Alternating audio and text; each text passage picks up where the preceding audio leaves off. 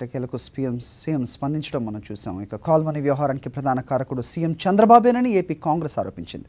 చంద్రబాబు అవినీతిని ఆదర్శంగా తీసుకుని టీడీపీ నేతలు డబ్బు కోసం కాల్మనీ అరాచకాలకు పాల్పడుతున్నారని కాంగ్రెస్ నేత తులసిరెడ్డి విమర్శించారు.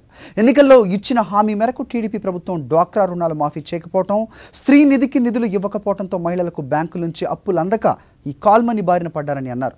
మద్యపానం, మట్కా వంటి అంశాలు కూడా కాల్మనీకి దోహదపడ్డాయని అన్నారు. దీనిపై ప్రభుత్వం సమగ్ర విచారణ జరిపించాలని ఆయన డిమాండ్ చేశారు. కాల్మనీ బ్రహ్మరాక్షసి ఉదంతములో ప్రధాన కారకుడు మొదటి ముద్దాయి చంద్రబాబు నాయుడు గారు,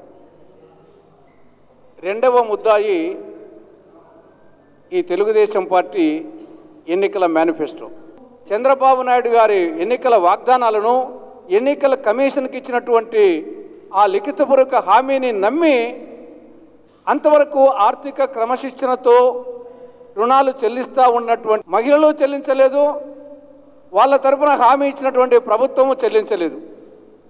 తత్పర్యవసానంగా ఈ మహిళా సంఘాలన్నీ డిఫాల్టర్స్ అయ్యాయి. తత్పర్యవసానంగా బ్యాంకులు వచ్చేసి రుణాలు ఇవ్వడం మానుకున్నాయి.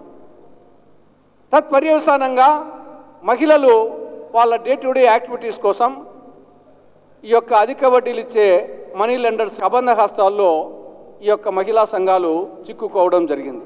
ఇంకా మా ముఖ్యమంత్రి ఆ స్థాయిలో అవినీతి చేస్తూ ఉంటే మేమెందుకు చేయకూడదు అనేది వాళ్ళ అనుచరులకు, ఎంపీలకు కానుంటి, ఎమ్మెల్యేలకు కానుంటి, మిగతా అనుచరులకు ఆ దుర్బుద్ధి పుట్టింది.